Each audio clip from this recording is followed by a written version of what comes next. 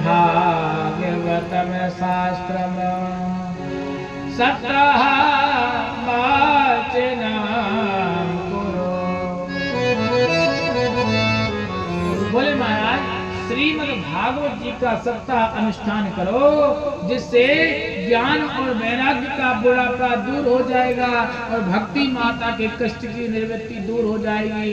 तो सनत कुमार जी ने जैसे कहा नारद जी से, तो नारद जी कहते हैं वो भागवत कथा का स्थान कहाँ होना चाहिए? अरे हम कहाँ पर, हम तो बद्रीनाथ धाम में और भक्ति माता कहाँ पर वृंदावन धाम में। हम जब तक वृंदावन धाम जाएंगे तब तक तो पता नहीं क्या हो जाएगा।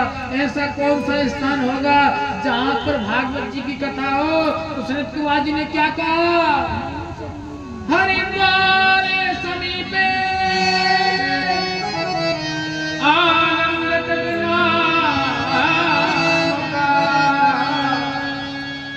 हरिद्वार समीपे आनंद बोले महाराज हरिद्वार में जो हरि का द्वार है वो हरिद्वार है। गंगा जी के किनारे एक आनंद नाम का तट है, वहां पर भागवत जी की कथा होना चाहिए। बोले हरिद्वार में क्यों होना चाहिए? बोले बद्रीनाथ धाम से हरिद्वार की दूरी नापोगे ना, और वृंदावन धाम से हरिद्वार की दूरी नापोगे, दोनों बराबर मानी जाएगी।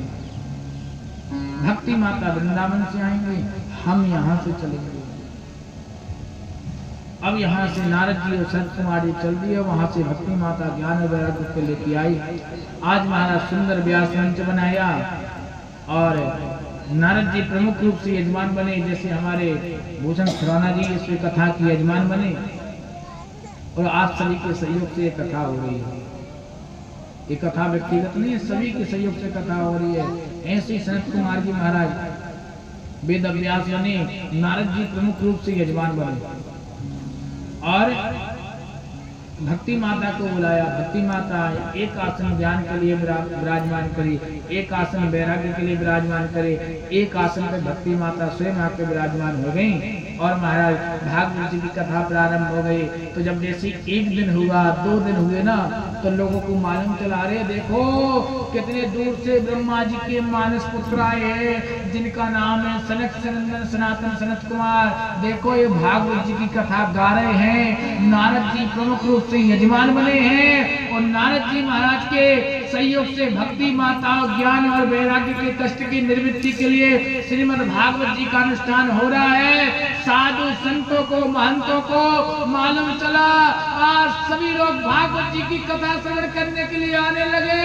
एक एक करके महाराज उस स्थान में भीड़ लगने लगी, भगवान की कथा